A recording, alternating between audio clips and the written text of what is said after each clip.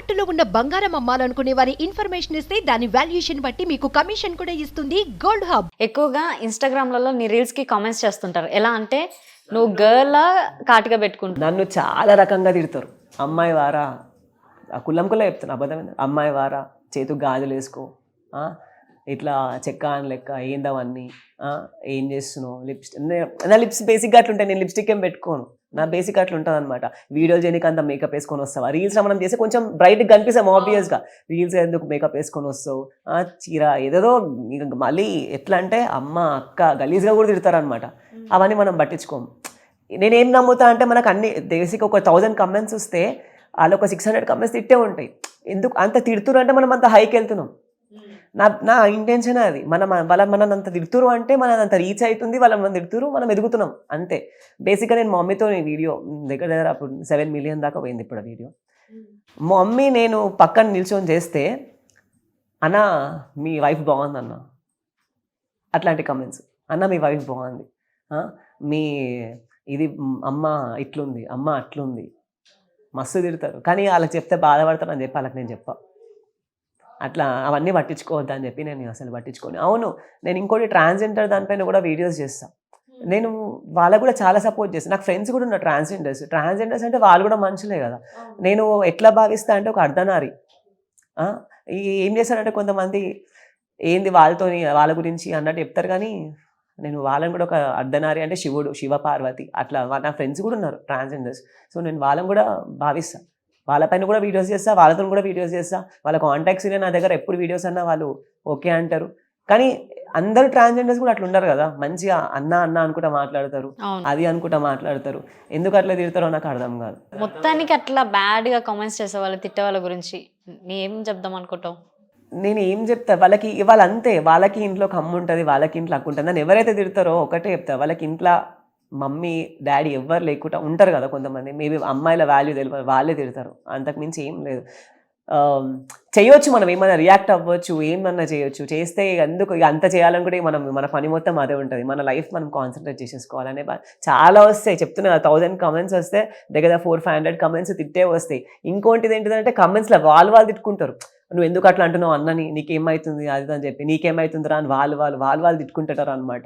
అట్లా తిట్టుకుంటారు. ఇక సరే వాళ్ళు వదిలేసుకోవాలి. ఒకటే నమ్ముతా కదా, మనం కమెంట్స్ ఎన్ని బ్యాడ్ కమెంట్స్ వస్తే అది నా ఆశీర్వాదం లెక్కనే తీసుకుంటా, తప్పితే ఇంకేం చేయాలి. అంతే అంటావు. ఓకే, నీ లైఫ్లో అసలు ఒక మూమెంట్ జరగొద్దు, సాడ్ మూమెంట్ అని ఒకటి అనుకుంటాం కదా మనం, ఆ డే అసలు నెవర్ జరగకుండా ఉండుంటే బాగుండను, అలా ఏమైనా ఉన్నాయా? చెప్తున్నా కదా నా first and last bad experience అని చెప్పి. ఇంకోటి ఒక ఎక్స్పీరియన్స్ ఉంది.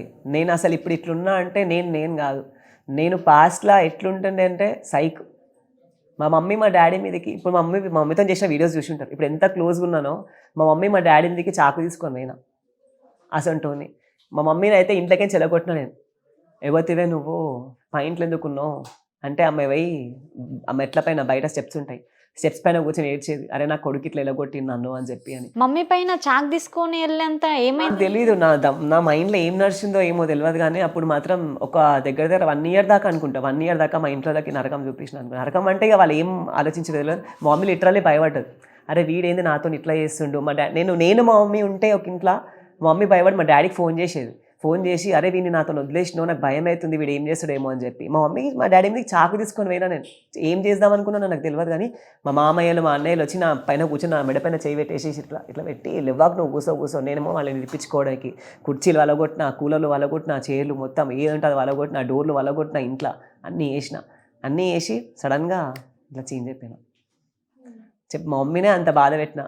అసలు నాకే అసలు ఆ రోజులు ఎందుకు వచ్చినాయో నాకు తెలియదు. ఇప్పుడు అడిగారు కదా మీరు బ్యాడ్ డేస్ ఉన్నాయా? నెవర్ అసలు అది అసలు నేనే నాది వేసింది అని అనుకుంటా. మా ఇంట్లో కొంచెం చుట్టాలు రాకపోతుండే, భయపడుతుండే. నిన్ను అంటే రాకపోతుండే, వాళ్ళు వచ్చి వాళ్ళని వస్తే వాళ్ళని టార్చర్ చేసేదంట. అది ఎన్ని years back? 3-4 years back, 4-5 years. ఇది స్టార్ట్ కాకముందు టిక్టాక్ అసలు నువ్వు రీల్స్ చేస్తుండే అప్పుడు చేయకపోతుండే టిక్టాక్ వీడియోస్ ఏమో చేస్తుండే అనుకుంటా.